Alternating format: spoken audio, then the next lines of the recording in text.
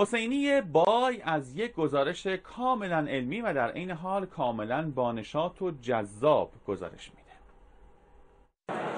برگزاری مسابقی که شاید یکی از طولانی ترین مسابقات علمی دنیا محسوب بشه. مدت زمان اصل مسابقه 5 ساعت. نام مسابقه هم برنامه‌نویسی یا ACM بود. برنامه‌نویسی کامپیوتر دیگه. تعداد شرکت کنندگان هم حدود 100 تیم 3 نفره بود. مسابقه استعدادهای یک برنامه‌نویس رو به چالش میکشه. به هر تیم هم 11 سوال داده میشد. بعد الگوریتم راه حل این سوالا رو ما در بیاریم. سوالات هم حل مسائل روز جامعه بود. فرض کنین که یک دبیرستانی میخواد معلماشو توی روزهای هفته بچینه.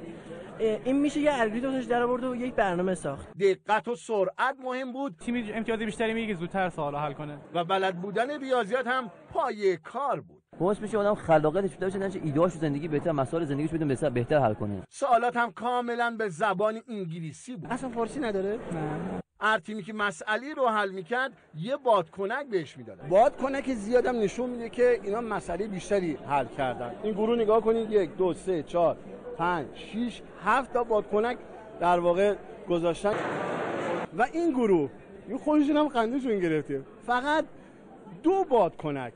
حالا این دانشجو از کجا میفهمیدن مسئله رو که حل کردن آیا درست یا غلط؟ مسئله که ثابت میکنن بچه‌ها میاد اینجا رو سیستمات داخل یه صف قرار میگیره و ما یه اتوماتیک تستر داریم که تست میکنه با دیتایی که از قبل آماده کردیم. اما چند حاشیه جالب. اولی که این شرکت کننده از استرس نمیدونست چه کار کنه. قاطی کردیم. یا این شرکت کنندگان که گویا وقت اضافی آورده بودن. وسط بازی داری نقطه خط بازی می‌کنی. آره یه همچین حالتی هست.